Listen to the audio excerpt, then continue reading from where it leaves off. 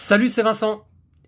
Ce vendredi 17 novembre est un jour avec de nombreuses sorties ludiques et bien je rentre tout juste là de ma boutique il y a 10 minutes à peine. Les bras chargés de jeux de société, c'est Noël avant l'heure. Alors vous me direz, c'est un peu Noël tous les jours ici. Et donc j'ai récupéré plusieurs précommandes. Je vais passer très vite sur les deux derniers packs héros pour Marvel Champions qui viennent donc tout juste de sortir, Deadpool et X-23. Bien sûr, on a hâte d'essayer Deadpool notamment en partie. Ensuite, j'ai récupéré une extension qui me semblait assez indispensable, en tout cas intéressante. La Mission Disparue, deuxième extension en français pour les Ruines Perdues de Narak, que j'aime beaucoup, c'est un jeu que j'apprécie particulièrement.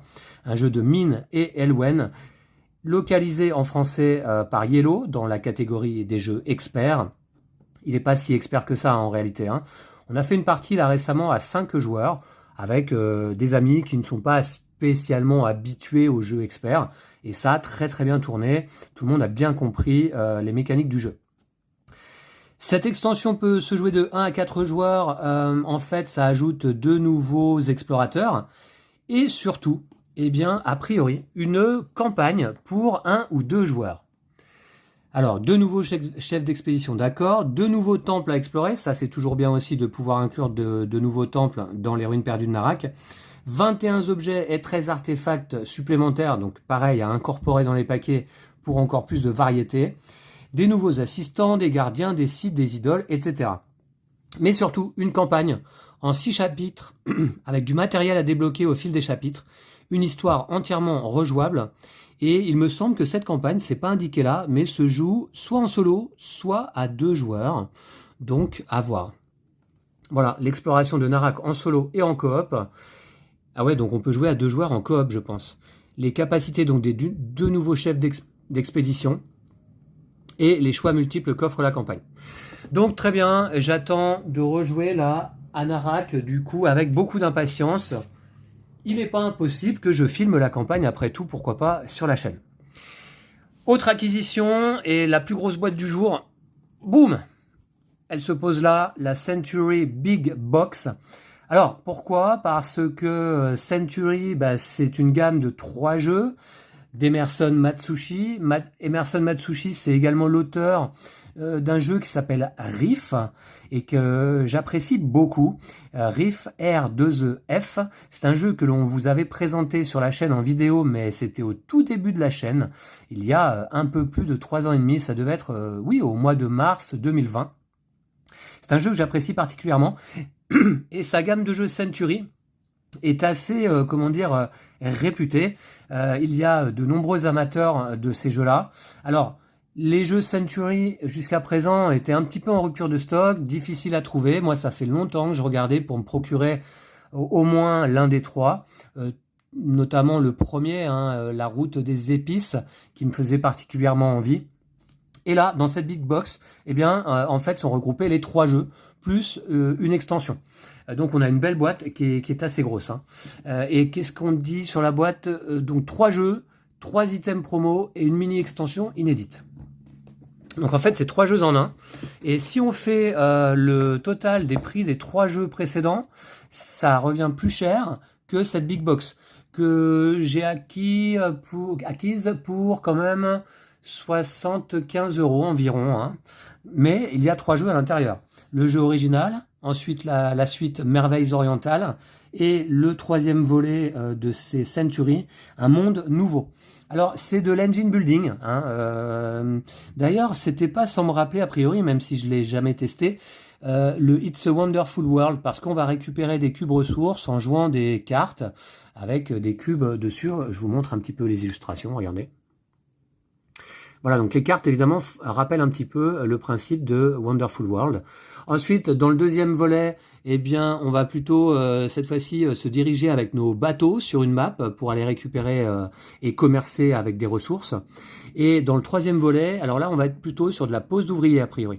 Donc, 3 jeux qui exploitent des mécaniques un peu différentes, mais vraiment dans la même gamme. Ensuite, on a une extension qui vient ici, Affaires en or, qui vient a priori avec des protège-cartes, parce qu'il y a également des cartes transparentes. qu'on va pouvoir mettre dans les protège-cartes pour les superposer.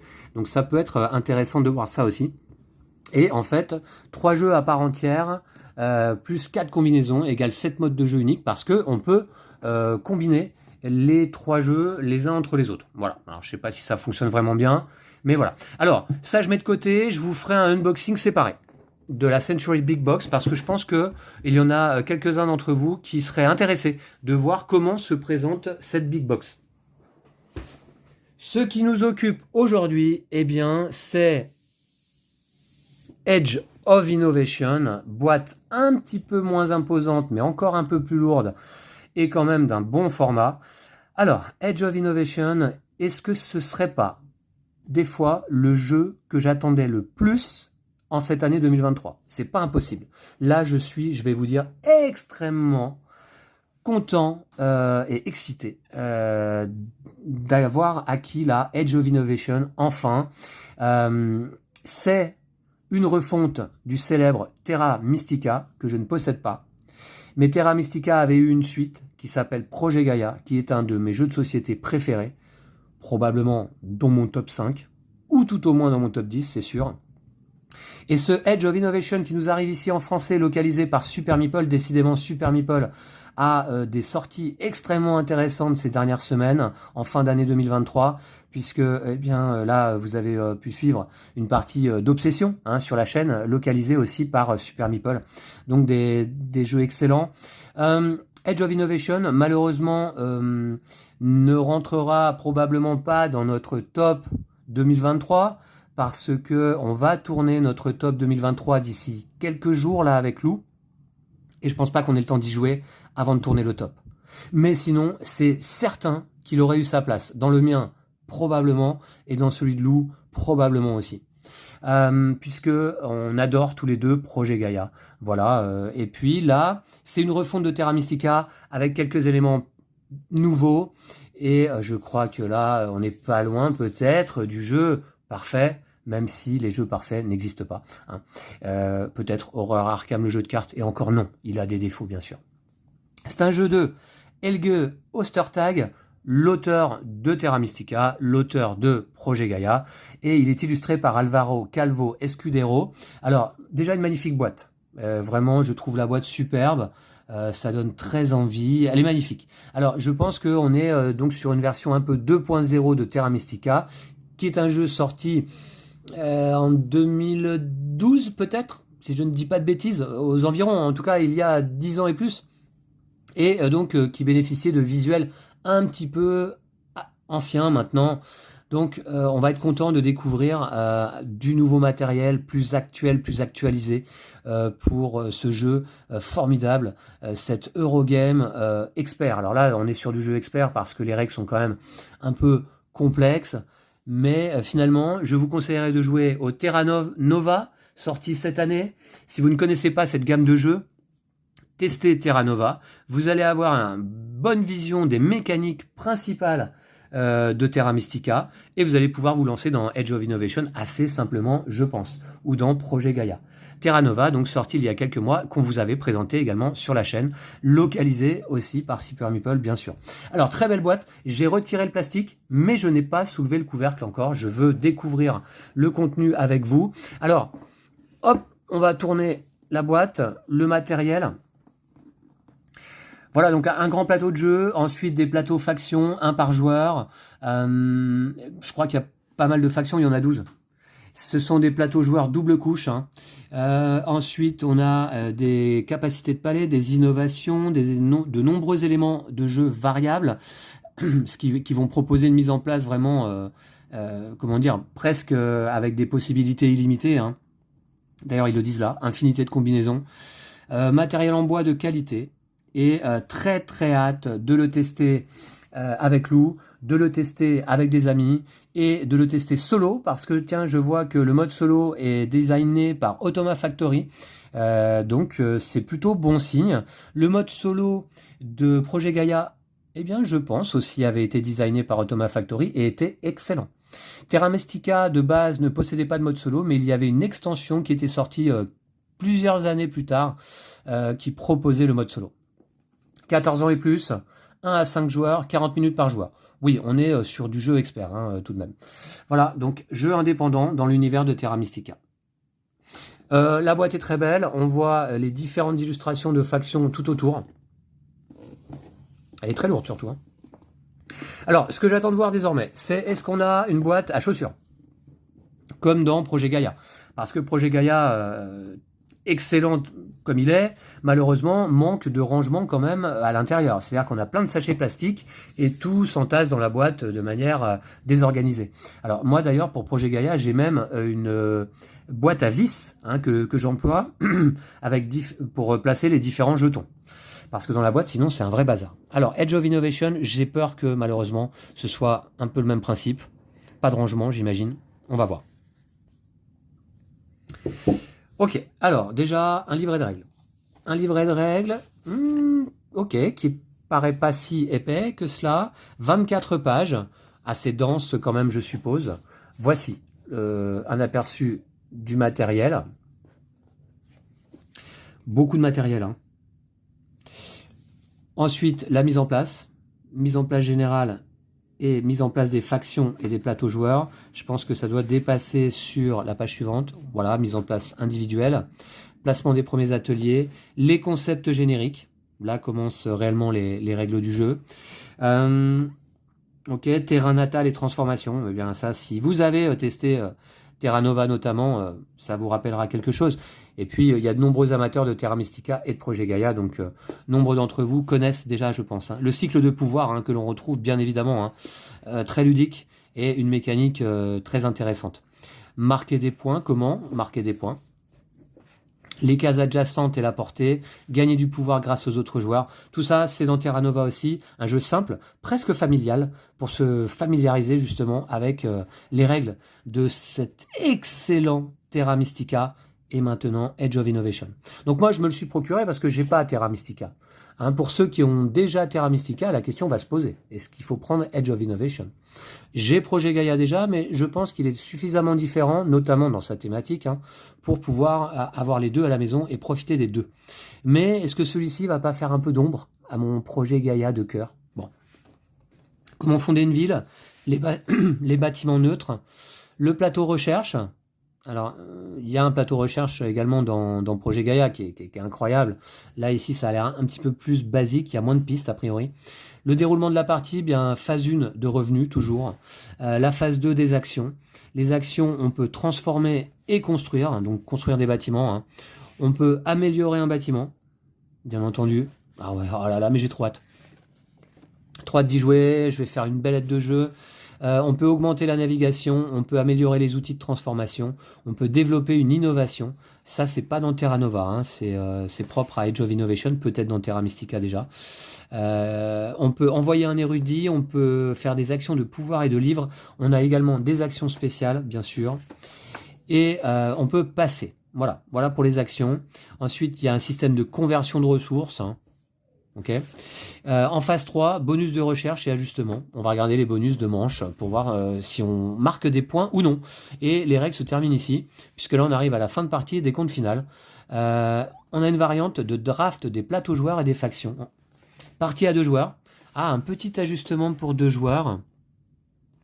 D'accord, alors c'est une modification en termes de mise en place et c'est une modification du décompte final. Du jeu également, au début de la 6e manche, révéler la tuile décompte d'agglomération. Ok, il y a toute petite différence à 2 joueurs, mais je pense pas que ça va impacter tant que ça le jeu. Et enfin les appendices, détail des cartes terrain, les factions, il y en a 12 donc, on va les regarder plus précisément après. Les tuiles innovation, les tuiles palais, les tuiles bonus de marché, bonus de manche, pardon. Les tuiles actions de pouvoir et de livre, les tuiles ville, les tuiles compétences et les tuiles pointage. Vous voyez que si vous aimez les tuiles, eh bien, vous ne serez pas déçus. Alors, les règles de l'automa solo, extrêmement intéressant aussi. En combien de pages? 8 pages. C'est acceptable, ça fait pas peur. Le matériel du mode solo, les règles spéciales de l'automa, la mise en place, placement initial des ateliers. Voilà, donc là on est sur la mise en place et après on est sur les règles à proprement parler du mode solo. Non, il y a encore une partie mise en place ici. Donc les priorités, d'accord, de l'automa. Et enfin le tour de l'automa. Piocher une carte décision et passer. Carte décision, tout comme dans Projet Gaïa. Donc. Les actions de l'automa, ouais, les règles du mode solo ont l'air assez simples en soi. Ok, malheureusement, pas de rangement, hein, je m'en doutais. Pas de rangement, il y a un gros bazar. On va découvrir tout de suite ces gros pions là. Ça va être beau sur le plateau. Alors, certains reprochent aux pions de ne pas être peints, voilà. Bon, moi ça me va parce que ça, au moins, ça apporte de la lisibilité. On a des couleurs vives, hein, ça c'est des compteurs génériques, on va dire. Alors, on a quoi comme couleur de joueur? Gris, bleu, vert, jaune, rouge, noir. Est-ce que j'en ai oublié? Marron, peut-être. Voilà pour les couleurs de joueurs. On a des petits bâtonnets aux couleurs des joueurs aussi, qui vont permettre de relier nos différents domaines, je pense. Hein. Ici, on a des cubes. Tout ça est assez générique, hein, c'est des cubes en bois. Hein. Mais bon, voilà, de belles couleurs quand même. Ensuite, ici, on a des bâtiments. Alors ça, c'est peut-être les plus petits. Moi, ça me va. Personnellement, franchement, ça me déplaît pas le fait que les bâtiments soient pas peints, qu'ils soient comme ça, neutres, simplement de couleur. Moi, ça me va tout à fait, en fait. Et je préfère presque ça. Ici, des meeples en bois pour les joueurs également. Hein. Donc, on a les 6 couleurs de joueurs. Je pense que on peut jouer jusqu'à 6. Je sais plus du coup. Ensuite, ici, les jetons, comment on appelle ça? Énergie? Non, mince. Comment est-ce que ça s'appelle déjà ces petits jetons? Je vais essayer de vous retrouver ça. Ce sont les pions pouvoir, bien sûr. Voilà, les pions pouvoir qui vont transiter dans nos différents bols. Ensuite, ici, oh là là, alors là, des gros bâtiments. Ceux-là, je vais quand même les montrer de plus près. Voilà, le bleu, notamment. C'est du gros pion en bois. Hein. Donc ça, c'est un bâtiment, c'est une université. Voilà. Alors oui, ça fait générique, hein. Mais moi, perso, ça me va. Parce que sur le plateau, ça va être extrêmement lisible. Il y a bien 1, 2, 3, 4, 5, 6, 7, 8. Il y a 8 couleurs de joueurs. Mais je pense pas qu'on puisse jouer jusqu'à 8 quand même. Hein. Ensuite, ici, on a d'autres bâtiments. Là, ici, on va avoir les écoles.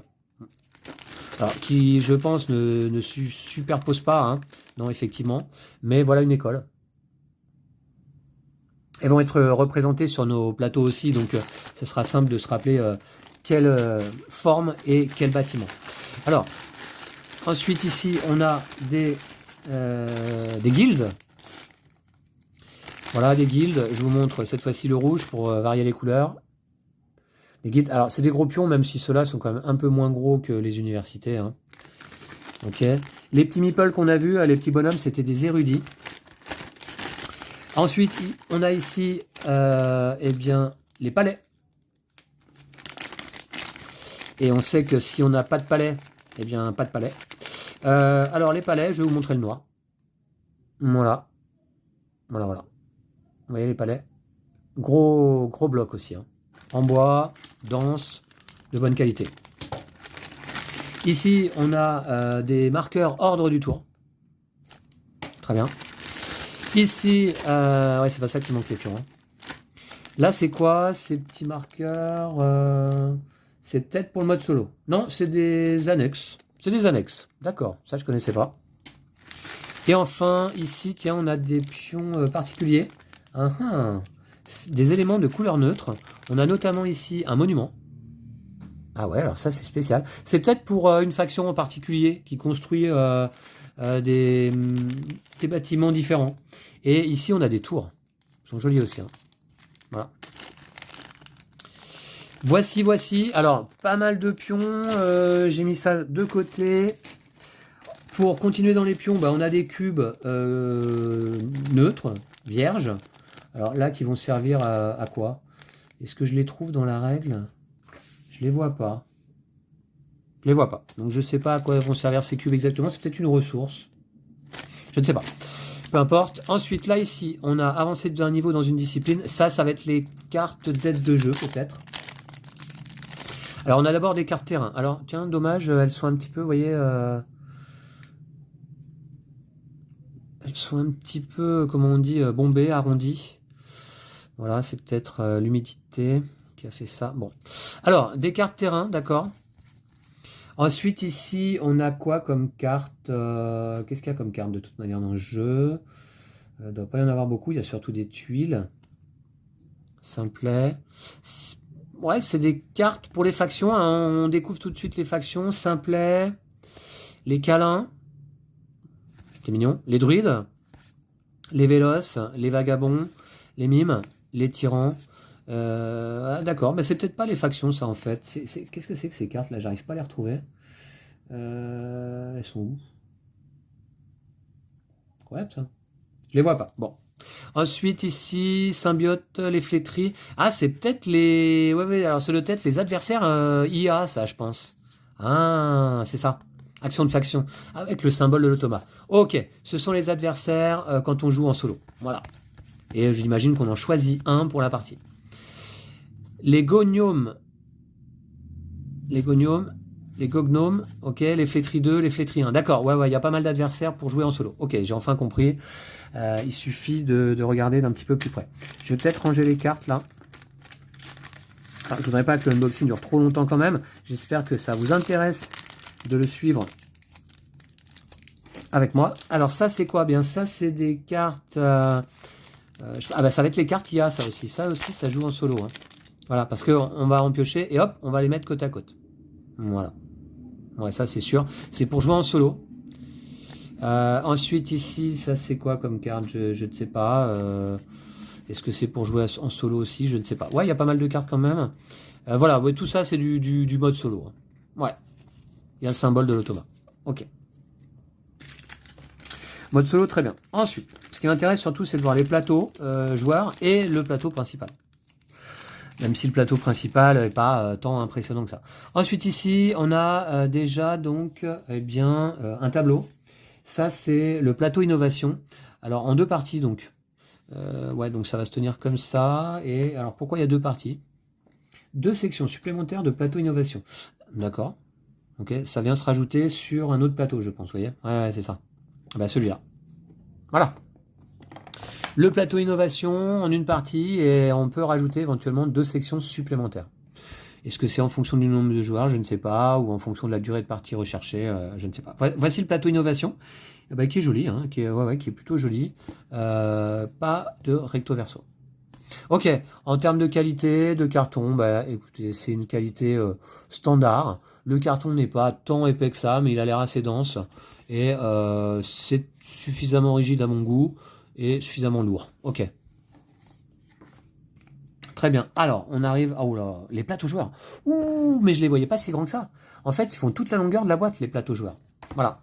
Donc, si vous voyez la boîte au magasin, vous saurez que les plateaux joueurs, c'est toute la longueur de la boîte. Donc, ça fait du bon plateau joueur. Double couche, évidemment. Et ça, on aime ça. Ah, on aime ça. Ah là là. Surtout quand on a joué à Planet Unknown récemment et qu'on n'a pas de plateau double couche, alors que ce serait vraiment très utile, vous voyez.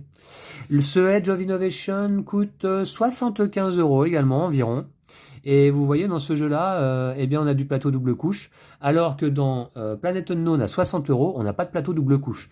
Et si on les souhaite les avoir, a priori, ce que j'ai entendu dire, c'est que la boîte de luxe avec les plateaux double couche de Planet Unknown est à plus de 100, voire 120 €. Un peu abusé. Voilà, là on a des plateaux double couche dans lesquels eh bien, nos bâtiments vont pouvoir bien s'ajuster. Même là, hein, on a un emplacement.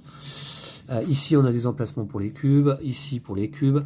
Ici, pour, en fait, notre faction. Parce que c'est ça qui est original. C'est que là, désormais, les plateaux joueurs sont asymétriques. Là, c'est des plaines. Et on va caler une carte de notre faction. Donc, on va être, par exemple, je ne sais pas, les gnomes des plaines. Ou les érudits des plaines, vous voyez. Donc, avec, à chaque fois, une combinaison différente. Puisqu'un plateau joueur a des capacités propres. Et une faction a des capacités propres. Ici, les bols dans lesquels vont transiter nos pions pouvoir. Voilà, en double couche également, on le voit bien à la lumière. Et ici, on va pouvoir récupérer des tuiles, donc innovation, je suppose, qu'on appelle ça. Voilà. Alors là, des plaines, d'accord. Alors au dos, il y a une illustration quand même. Combien de plateaux joueurs finalement? Peut-être pas tant que ça, parce que maintenant, c'est une faction sous forme de tuiles qu'on va placer là. Et c'est super bien trouvé, parce que dans Projet Gaïa, on avait des plateaux joueurs recto-verso, et il en fallait tout un paquet pour pouvoir présenter toutes les factions. Et bien maintenant, on a 1, 2 du désert. Vous voyez, avec une couleur différente. Là, je pense que ça va correspondre aux couleurs de joueurs. Ici, marron pour les plaines. Ici, jaune pour le désert.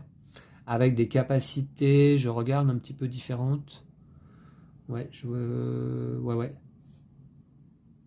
D'accord. Ensuite, ici, les marais en noir ou violet, je ne sais plus. On a du violet dans les... Non, ça va être plutôt du noir, je pense. Voici.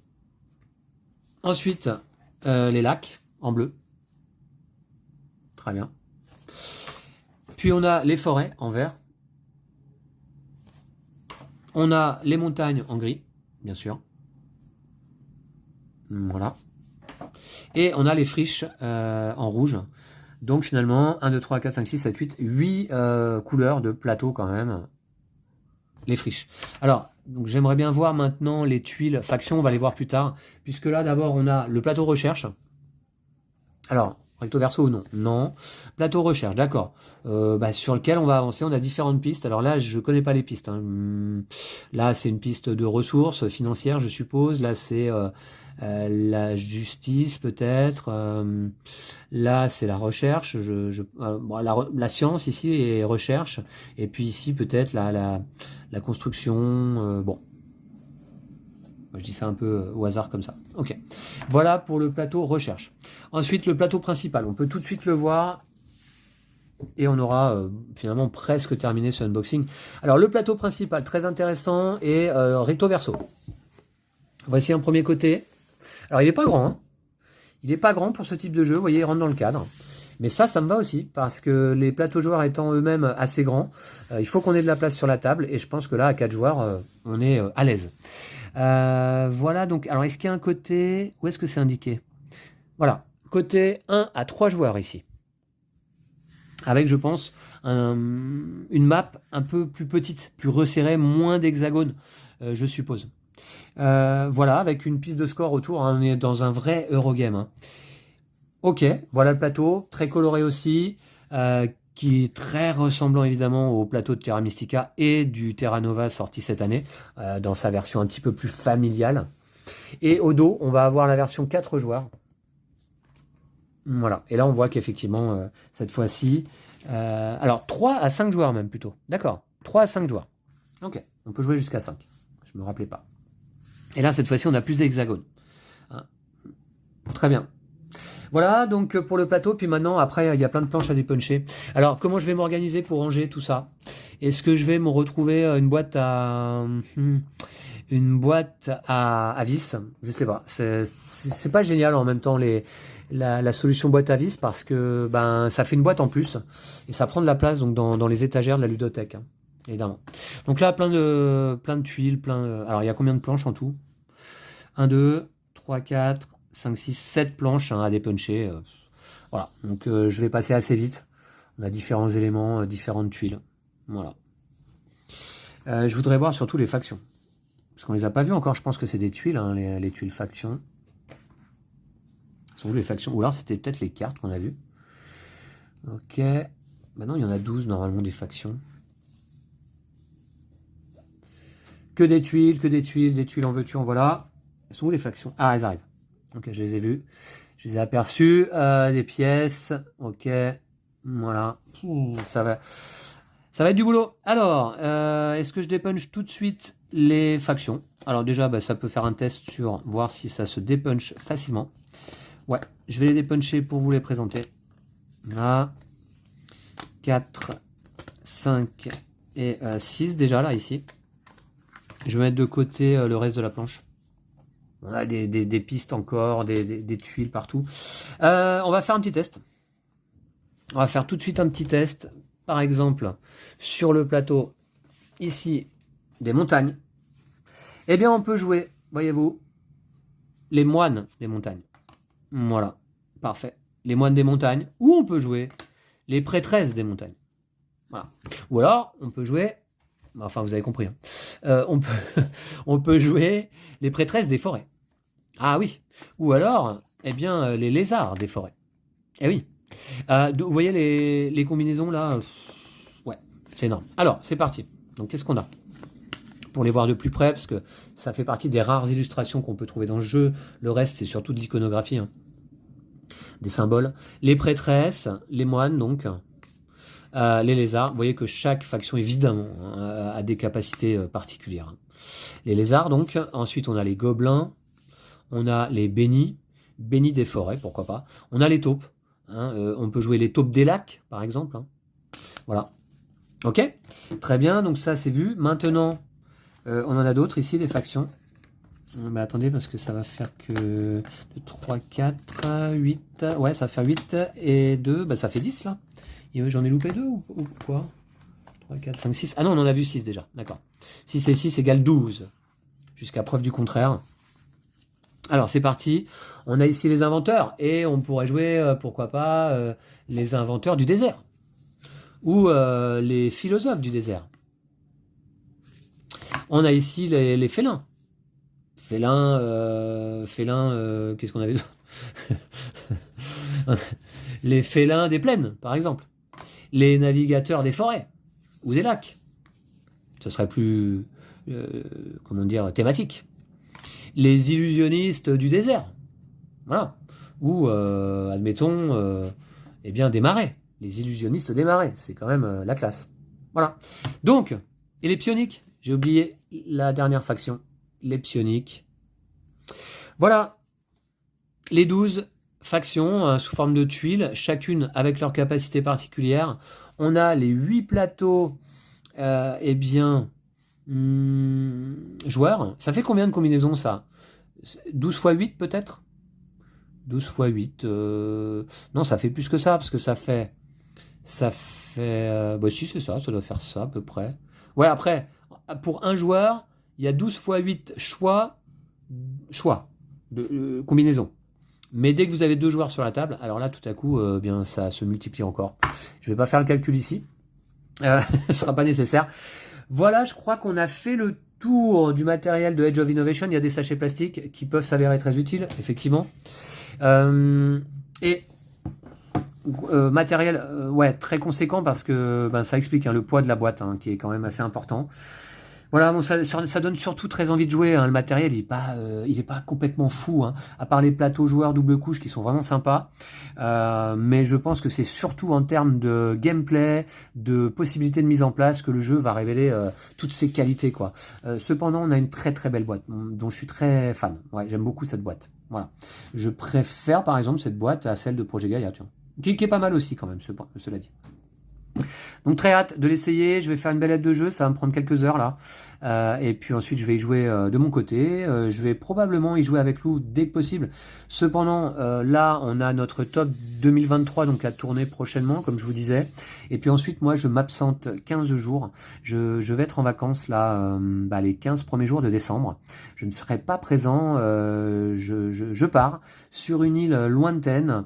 Voilà, donc au soleil avec des amis et donc sur l'île Maurice plus précisément pour ceux qui me poseront la question dans les commentaires, comme ça m'évite d'y répondre. Je pars sur l'île Maurice pendant 15 jours là début décembre. Lou ne m'accompagne pas malheureusement, école oblige. Et donc, voilà, Age of Innovation, je pense que c'est un jeu qu'on va avoir le temps de tester à 2 joueurs, en tout cas, après mon retour. Puis après, c'est les fêtes, donc on va être pas mal pris aussi. Le mois de décembre, c'est un petit peu, évidemment, particulier. Mais on reprendra une activité tout à fait normale au mois de janvier. Vous inquiétez pas, il y a des vidéos qui arrivent, notamment notre top. Allez, merci à vous toutes et tous. J'arrête de parler. Je vous laisse ici. J'espère que ce unboxing a été très intéressant. Moi, j'étais, mais alors, vous avez dû le sentir, extrêmement excité de découvrir ce Age of Innovation. En fait, je connaissais déjà un petit peu le contenu. Je connais les mécaniques. J'ai surtout très envie, voilà, d'y jouer. Allez, à bientôt. D'ici là, prenez soin de vous et de vos jeux de société. Ciao.